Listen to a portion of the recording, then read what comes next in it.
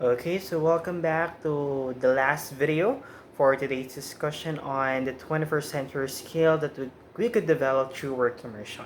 So the last skill for this chapter is what we call the emotional intelligence.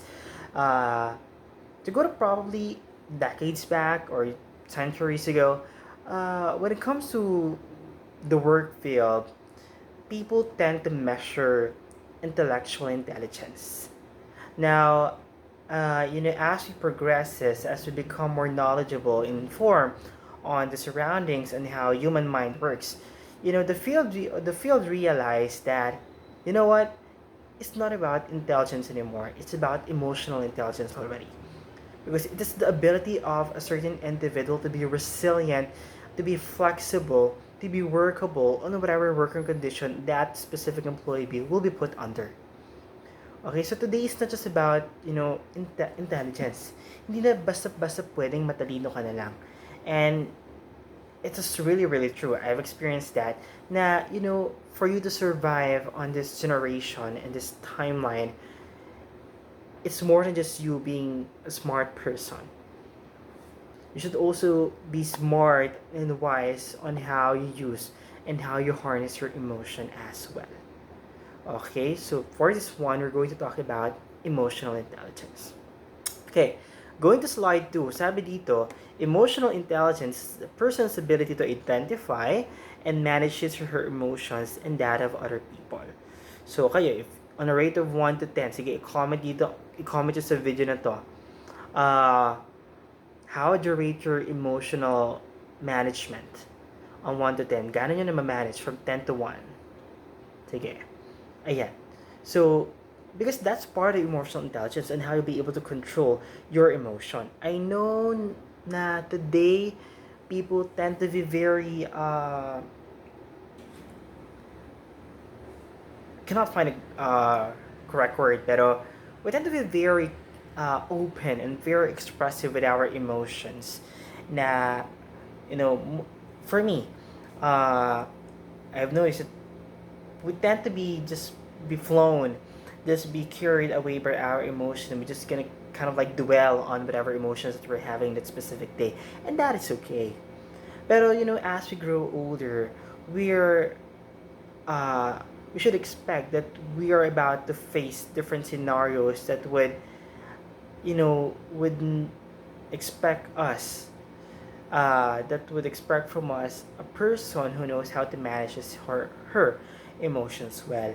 So I know it is okay. It is okay to dwell on what you're feeling. Pero as you grow older, it also should come with maturity. It comes with maturity for you to be able to manage your emotion. Okay. On the slide 3, sabi dito, according to psychology today, EI or emotional intelligence is composed of the following. Number 1, emotional awareness. Number 2, the ability to harness your emotion. And 3, the ability to manage your emotion. For you to say that you're intellectually, emotionally intelligent, should be able to have this 3. Unang-una, aware of what you're feeling, aware of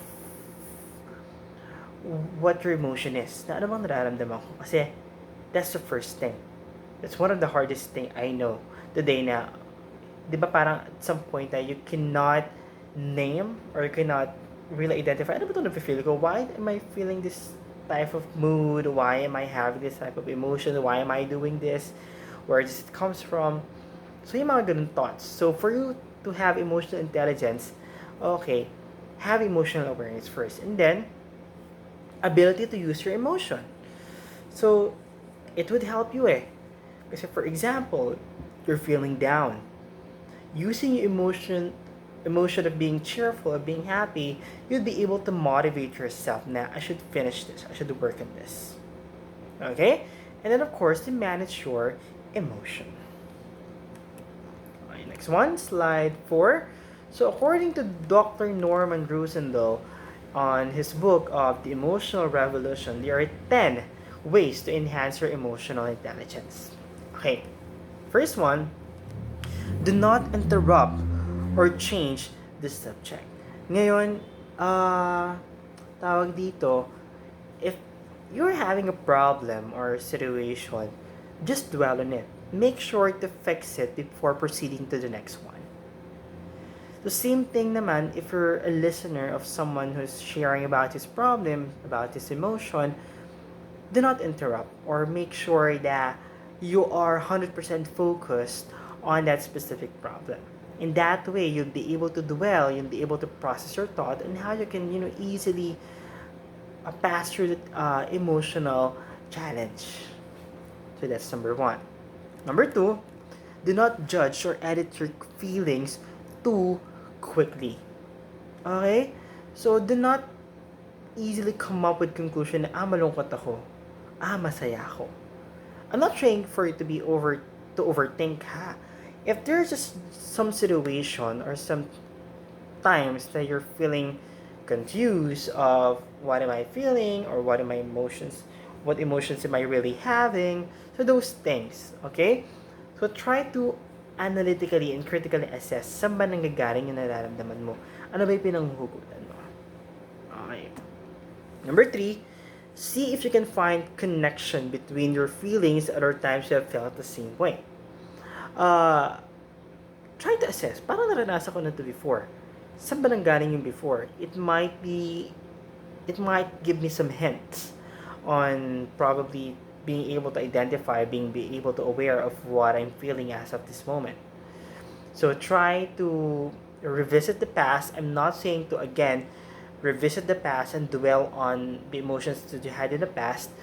Okay, just try to assess some similarities because that would help you, and at the same time it can authenticate your feeling kasi you experienced it before.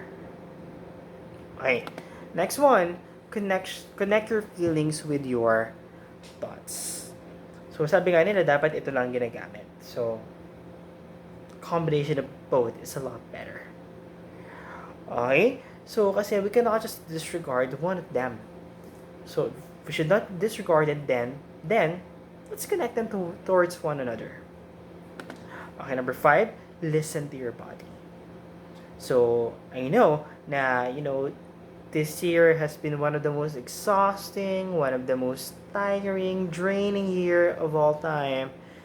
Learn how to take breaks on listen to your body. And do not be afraid or do not have the fear of being open and expressing what you're feeling. If you're feeling down, if you're feeling not happy, or if your body's speaking to you that it's not okay, feel free to open. Anyway, this generation, our generation is very open and expressive with our emotions. So I don't think we're gonna have any problem with that at all. Pero, siguro you're already thinking na, sir, paano po kung hindi naman kami naintindihan ng mga pinagsasabihin namin? You have yourself. Okay? You have 2 ears. You don't need more. Of course, it's better if there's more, pero you have enough ears to listen to yourself. So always take care of yourself, first and foremost. Okay, number 6.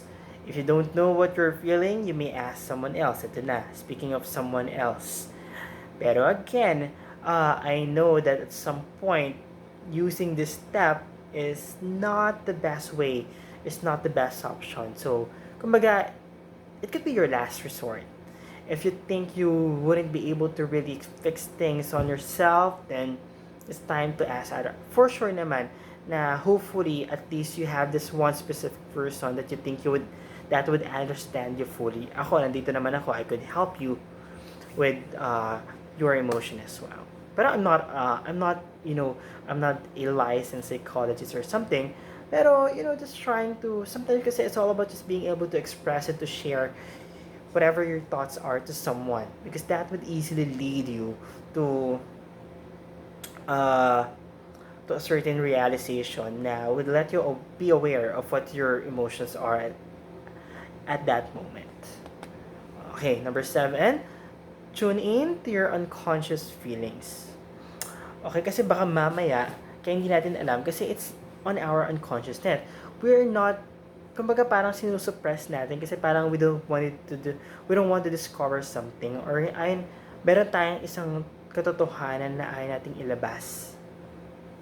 So same thing with your feelings. Baka we're on this process or this phase of being in denial of our own feelings na it leads us to a confusion and we're trying to suppress the genuine feeling that you're having and trying to mask it with another feeling. So therefore, there's confusion that is happening.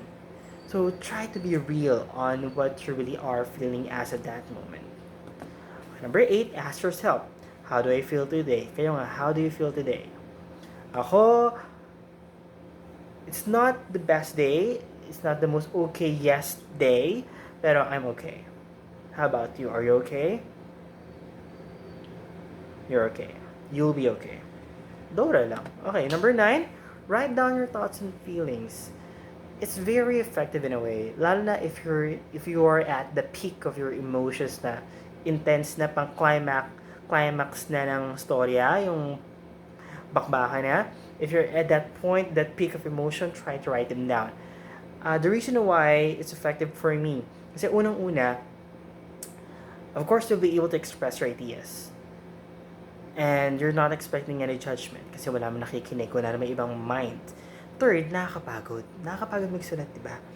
So, yung pagod, yung exhaustion mo, yung emotional drainage mo, napapasa mo doon sa drain ng kamay mo. Yung pagod ng kamay mo. Which is somehow satisfying in a way. For me, na pag napagod yung kamay ko na parang yung na-exert yung negativity na meron ako sa katawan. So, you may try it, pero again, it's not applicable for everyone. Ako ginagawa ko if I find it when I'm very lazy in writing and just wanted to say things, wanted to express things that I know that I can't express to others, ganito ginagawa ko. Okay, open your camera, record your video. I have my video diary actually at my laptop. Ba't ko sinabi? Okay, number 10, know when enough is enough. Learn to stop when you need to stop. Okay, I know people wouldn't understand easily, but of course, try to be as strong as you can. As much as you can, try as much as you can. Okay, because wala rin namang magagawa kung susuko tayo agad. Pero, of course, everything has its ends. Lahat may hangganan. So, sabi nga natin kanina, listen to your body, know, or learn, try to assess yourself. And know, if you already had enough. Okay lang tumigil, okay lang huminto, okay lang magpahinga.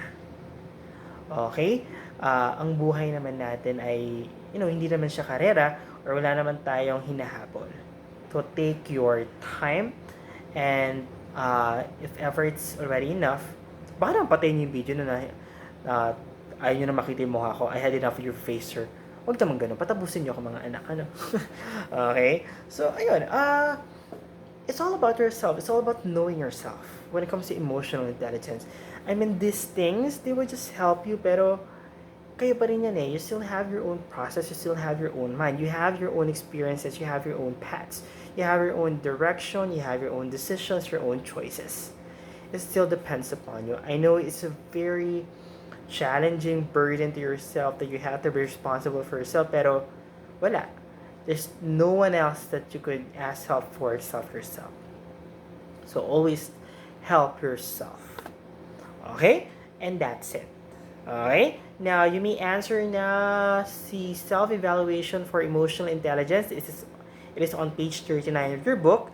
So sabi dito, there are 10 suggested ways to enhance your emotional intelligence. Now, think critically and decide which 4 do you need to work on as your priority. Defend your choices by citing real-life experiences that influence you to make these decisions your priority. Just 10 yon. Ano ba yung pinakailangan nyo at bakit? Ano ba yung mga experiences nyo before na feeling nyo kinulang kayo ng mga ganong tawag dito, skills when it comes to emotional intelligence. Okay? So, ang password natin dito is emote. For the self-evaluation of emotional intelligence, ang password natin ay emote. Lahat in small caps, E-M-O-T-E. Okay? And that's it for today's discussion. Okay? So, that's it muna. So, hopefully, you were able to get things and learn things from my discussion. And we'll have our conference on the next meeting. Okay? So that's all for now. Enjoy the rest of your day. Bye, everyone.